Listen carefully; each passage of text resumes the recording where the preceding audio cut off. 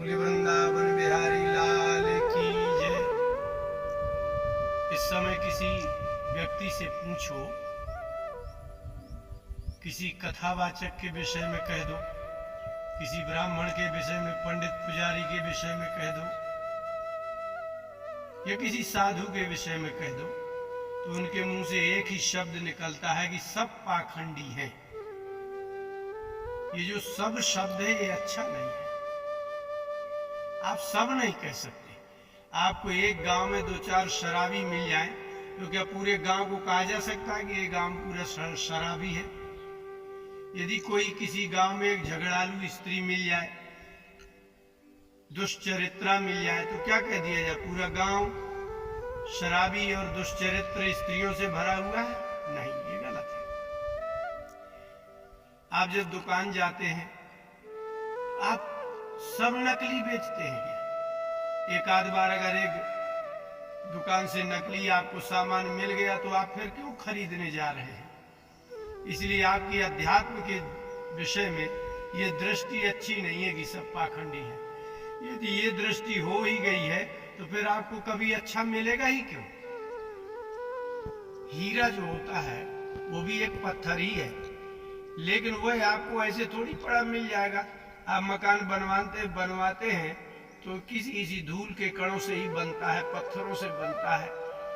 तो संसार में सभी वस्तुएं, सभी व्यक्ति एक जैसे नहीं हो सकते। सबके गुण अलग हैं, सबके दुर्गुण अलग हैं, सबका स्वभाव अलग है, सबका प्रकृति अलग है।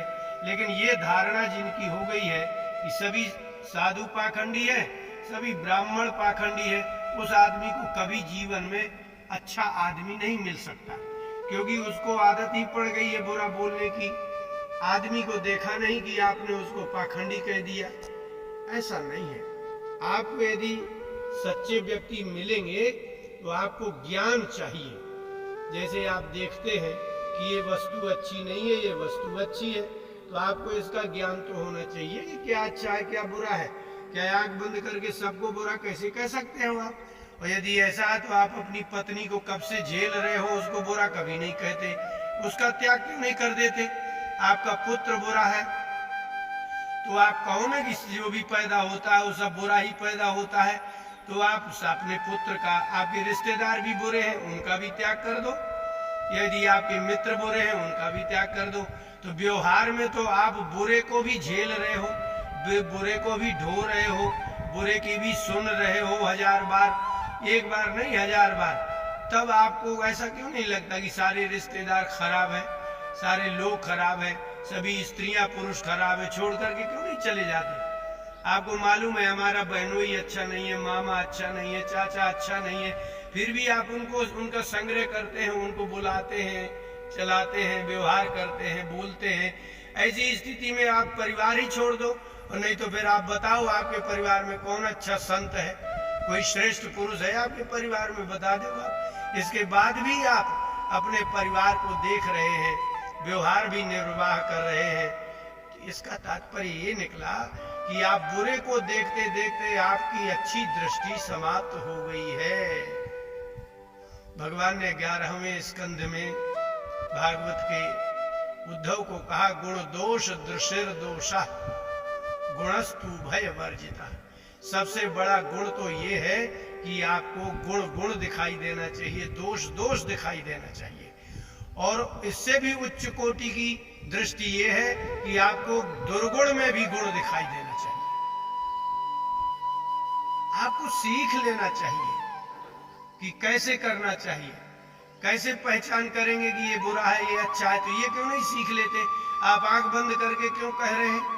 बालकांड में जब बताया गया है, संतों के लक्षण बताए, तो आप उनको पढ़ लो और जान लो। एक किसान भी जाता है तो बैलों को बाजार में देखता है, घोड़े वाला घोड़ों को देखता है, कौन घोड़ा अच्छे गुणों का है, कौन बैल अच्छे गुणों का है।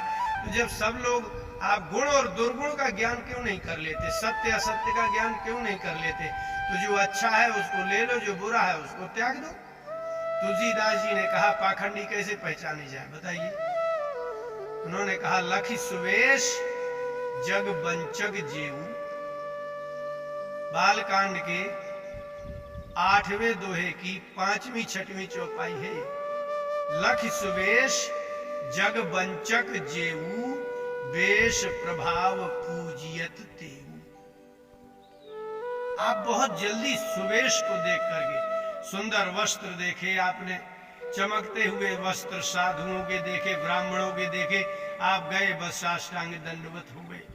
तुलसीदास जी कहते हैं कि सुवेश देख करके जो व्यक्ति श्रेष्ठता का अनुभव करता है, श्रद्धा करता है, उसको आगे जाकर के धोखा निश्चित मिलना है, क्योंकि वो जग बंचक जेऊ, वो लोग जग बंचक है। बंचक माने जानते हैं, ठगने वाला। चमकती हुई वस्तु को आपको कीमती से कीमती कह करके दे देता है, घर आगे पता चला कि वो वस्तु चली भी नहीं और खराब ही निकल गई। तो जिन व्यक्तियों के आपको वेश तो बहुत अच्छे दिख रहे हो, लेकिन आप उसकी जग बंचक है, वो जग को धोखा दे रहे हैं। उन लोगों ने वेश धारण किया है साधु का, ब्राह्मण का वेश धारण किया है, ज्ञान है नहीं। अब वेश प्रभाव पूजियत तेऊ, ये वेश धर्म कितना विलक्षण है कि सारे अधर्म को पचा लेता है। ये धर्म में शक्ति है कि अधर्म को पचाता है, ये सत्य में शक्ति है कि असत्य को पचाता है। लेकिन असत्य और अधर्म में शक्ति नहीं है। अधर्म में कहाँ शक्ति है कि वो धर्म को पचा ले।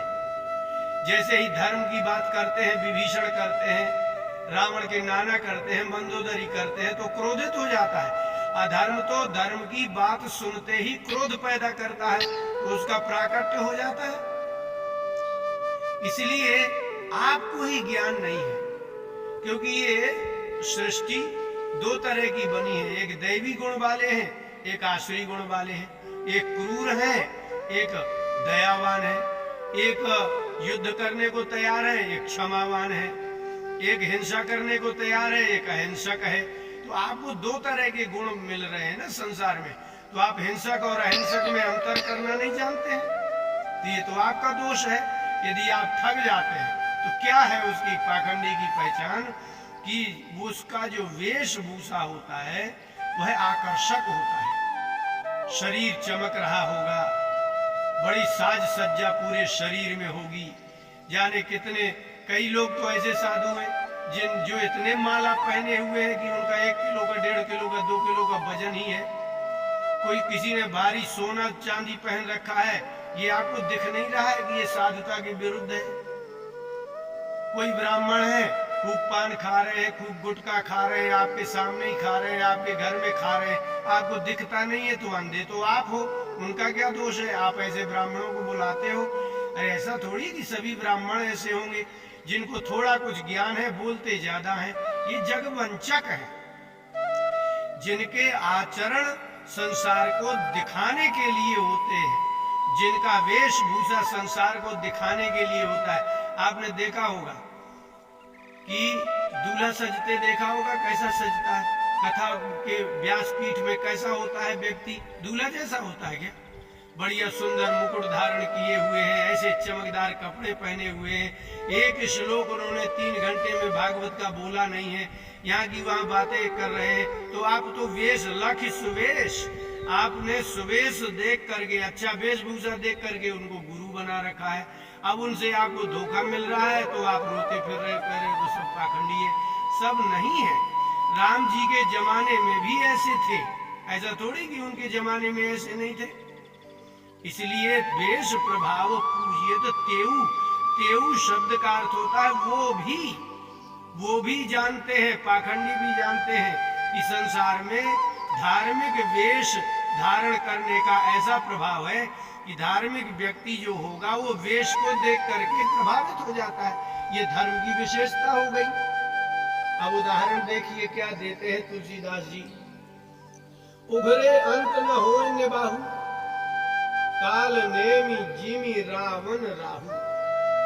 उघरे अंत, ये बात पक्की समझ लेना कि इनका अंत में उघड़ना ही है, इनका तो प्रकट होना ही है। दुर्गुण और गुण, महात्मा गुण छिपा जाते हैं अपने, कहते भाई हम तो कुछ नहीं जानते, बड़ी सरलता से जनता को दूर करते हैं, साफ कह देते हैं हम इस विषय में कुछ नहीं जानते। जब महात्मा ऐसा कह देते हैं तो आप मान लेते हैं कि हाँ सही में नहीं जानते हैं। लेकिन जो पाखंडी है वो कहता मैं तो सब कुछ जानता हूँ। कठोपनिषद में लिखा है कि जो कहते हैं मैं सब कुछ जानता हूँ, समझ लो वो कुछ नहीं जानता। जो कहता है कि मैं कुछ नहीं जानता, समझ लो वो सब कुछ जानता है। आपको पहचान नहीं है ना इस बात की, तो महात्मा चाहते ही नहीं कि हमारे पास कोई दुखियों की भीड़ हो। लेकिन ध्यान रहे, अगर धरती में सत्य छिपा है तो जब भी खोदा जाएगा सत्य ही निकलेगा। महात्मा अपने गुणों को छिपा लेते हैं, तो यदि प्रकट होगा तो क्या प्रकट होगा? गुण ही प्रकट होगा। और यदि दुर्गुणी असंत पुरुष क्या करते हैं? वो अपने दुर्गुण छिपाते हैं। तो दुर्गुण जब आपके भीतर दुर्गुण है, कपट है, छल है, जगवंचना है, तो जब प्रकट होगा तो क्या निकलेगा हृदय से? तो जगवंचना ही निकलेगी, धोखा ही निकलेगा, दंभ ही निकलेगा, पाखंड ही निकलेगा। तो जिन लोगों ने अपने हृदय में पाखंड, कपट, छल, दंभ को छिपा रखा है, वो जब भी प्रकट होंगे वो दंभ, पाखंड, छल, कपट ही प्रकट होगा ना। महात्मा सत्य को छिपाते हैं। जैसे भगवान माया जवन का छन्न मज्ञा धोक्षजम अव्यय। कुंती ने भगवान से प्रथम स्कंद के भागवत में कहा, ये भगवान आपको तो माया की जवनिका में अपने को ढक रखा, माया का पर्दा लगा रखा है। तो महात्मा और भगवान गुणों को पचा जाते हैं, जनता से दूर रहते हैं, आपको विघ्न समझते हैं अपने भक्ति का, अपने भजन का। तो महात्मा समाज के उपकार को, समाज की व्यर्थ की बात को अपना विघ्न समझते हैं। जो लोग समझ जाते हैं उनका कल्याण हो जाता है।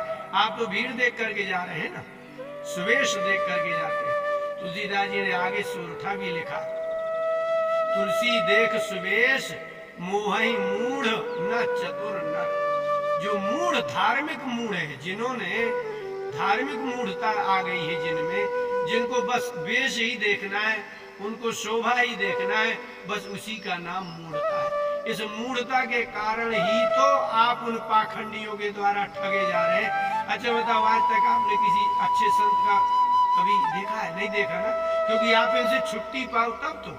आपकी बुद्धि में धार्मिक वेशभूषा को ही प्रधानता आपने दे रखी है। अरे धार्मिक आचरण को प्रधानता देना चाहिए, गुण को। तो महात्मा जिस सत्य को छिपा के रखते हैं, सत्य पचाना, गुण पचाना, विद्या पचाना, ये बहुत बड़ा गुण है।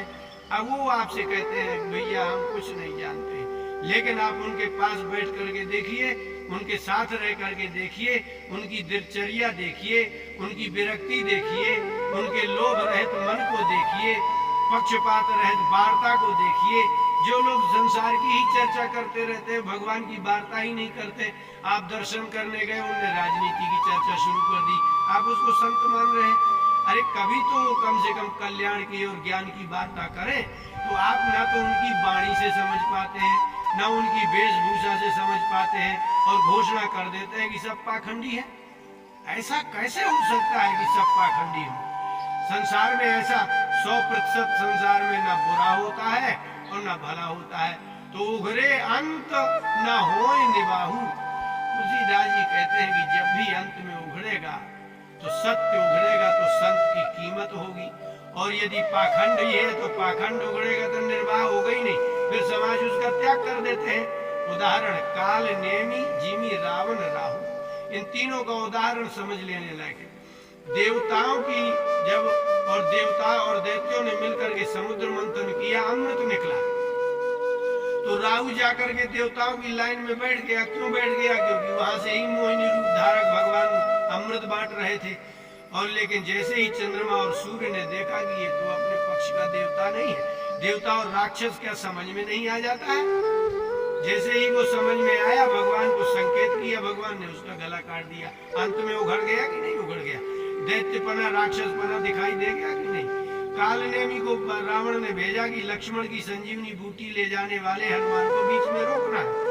अब हनुमान जी उसके राम राम शब्द के श्रवण कर गए और लोभी हो गए। वो तो राम के लोभी है, वो आकर के बैठ गए, उनको बात बताने लगा वो।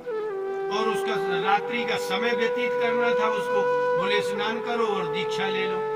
यही है पाखंड। जैसे ही आपको कोई कहे कि दीक्षा ले लो, समझ लेना बस इसका यही पाखंड है। क्या सुखदेव जी ने क्या राजा परीक्षित को दीक्षा दी है क्या? कोई ऋषि सत्संग करते हैं सनकादिक इत्यादि, तो क्या महाराज निमि के यहाँ गए तो नवयोगेश्वरों ने दीक्षा दी है क्या? ज्ञानवान और ज्ञानी व्यक्ति दीक्षा देकर के ज्ञान नहीं देते, ज्ञान देखते हैं, यही सबसे बड़ी उनकी दीक्षा है। बस हनुमान जी चले गए स्नान करने। इसलिए धार्मिक व्यक्ति बड़े भावुक होते हैं। अब वो स्नान करने गए तो मकरी ने बता दिया कि आप जिसको गुरु बनाने जा रहे हैं वो काल नेमी रावण ने भेजा है। बस फिर क्या है, जब उसका अंत उभर गया तो मारा गया कि नहीं मारा गया? अब रावण काल नेमी जी में रावण राहु। अब रावण का देख लीजिए, रावण जो है सीता जी के यहाँ साधु का वेश धारण करके जाते हैं, इनकी शकल बता देती है, इनकी वाणी बता देती है। वाल्मीकि रामायण में पढ़िए, आप शास्त्रों का स्वाध्याय तो करिए। सीता जी ने रावण को देखते ही कहा कि आप साधु जैसे तो नहीं लग रहे। इतने में रावण ने पूछा कि आपकी आयु कितनी है और आप कौन हो? लेकिन उसकी जो दृष्टि थी वो सीता के मुखार बिंद में सीधी टकरा रही थी और बिल्कुल पलक गिराए बिना ही रावण उनकी नेत्रों में देख रहा है। सीता जी का पढ़िए, उन्होंने कहा कि आप तो बिल्कुल शुद्ध पाखंडी लगते हैं। आप जो बात बोल रहे हैं ये साधुता नहीं है। साधु व्यक्ति किसी गृहस्थ के यहाँ भोजन करने जाएंगे, भिक्षाटन करने, भिक्षा मांगने जाएंगे तो क्या स्त्री को उसकी आयु पूछेंगे कि आप कैसी हो, आपके पति कैसे हैं, आपके देवर कैसे हैं, ये सब पूछेगा साधु? तो आपको तो खुद ज्ञान नहीं है कि जो बात हमसे कह रहे हैं वो सुंदर वेशधारी है, लेकिन इनकी बात, इनकी वाणी साधुता से पृथक है, ब्राह्मणत्व से पृथक है। इनकी आप दृष्टि नहीं देख पाते हैं कि हमको किस दृष्टि से देख रहे हैं। तो उनकी दृष्टि, उनकी वाणी, लेकिन इनके पाखंड अंत में जाकर के निश्चित ही निर्वाह हो ही नहीं सकता। तो जिसके हृदय में पाखंड रहता है, दंभ रहता है, छल रहता है, वह व्यक्ति कालनेमी, राहु और रावण जैसी भाषा का होता है। उसमें कहीं सत्संग भी कराएंगे तो सत्संग में भी उनका आपको वाणी में स्वार्थ झलकेगा। मतलब हम ये नहीं कह रहे, अच्छी बात है, सार्वजनिक समाज में होना ही चाहिए। सभी लोग गौशाला के लिए दीजिए, सभी औषधालय के लिए दीजिए, अस्पतालों के लिए धन दीजिए, लेकिन कभी ये भी तो देखिए कि ये व्यक्ति कैसे निवास कर रहे हैं, इनमें कहीं कहीं विरक्ति और वैराग्य दिख रहा है क्या? अच्छा, जब वो बोलते हैं तो आपको पता नहीं है, आप अज्ञानी और अनपढ़ है, उस शास्त्र के विरुद्ध भी बोल जाते हैं तो आपको पता ही नहीं, आप उसको ही स्वीकार कर लेते हैं। तो यहाँ व्यक्ति प्रमाण नहीं है, शास्त्र प्रमाण है। आप शास्त्रों का स्वाध्याय करिए, कथा का स्वाध्याय करिए, स्वयं पढ़िए तो आपको अपने आप उसकी वाणी से ही पता चल जाएगा कि ये पाखंडी है। इसलिए वेश प्रभाव पूजियत तेऊ, पाखंडी जानते हैं कि धार्मिक वेश धारण करने से हमको धन भी मिलेगा, प्रतिष्ठा भी मिलेगी, क्योंकि मूढ़ लोगों की, धार्मिक मूढ़ है ये, जो अधार्मिक है वो तो उनके पास जाते तक नहीं है। जिनको धर्म से कोई लेना देना नहीं, वो नकार ही देते हैं, कहते हैं हम भाई इस चीज को मानते ही नहीं है। लेकिन जो लोग धर्म को मानते हैं, भगवान को मानते हैं, वो ही ज्यादा ठगे जा रहे हैं, और कलयुग में तो इससे और ज्यादा। तो संत और असंत के लक्षण आपको 3 बार बताए हैं। एक बार काकभूषण और गरुड़ जी का संवाद है उत्तरकांड में ही, और एक बार श्री राम जी से भरत जी और हनुमान जी का प्रसंग है। राम जी ने संत असंत के लक्षण बताए, बालकांड में सबसे पहले संत असंत के लक्षण पढ़ाए। तो आप रोग और रोग का निदान तब जानेंगे, रोग समझ में आए। तो संत और असंत के आचरण को आप देखिए और उनकी वाणी को समझिए, और ये समझने के लिए आपको स्वयं स्वाध्याय करना होगा, स्वयं साधना करनी होगी। लेकिन एक साथ अगर आप नकार देते हैं कि सब साधु पाखंडी हैं, तो आपको कभी किसी श्रेष्ठ साधु के प्रति भी आपको आस्था नहीं होगी, श्रद्धा नहीं होगी। तो इस चक्कर में आपको श्रेष्ठता भी चली जाएगी, कल्याण भी चला जाएगा। इसलिए तुलसीदास जी ने कहा कि लख सुबेश जग बंचक जेऊ, जो जग बंचक होते हैं, जग को ठगते हैं, उनके वेशभूषा ही अलग होते हैं।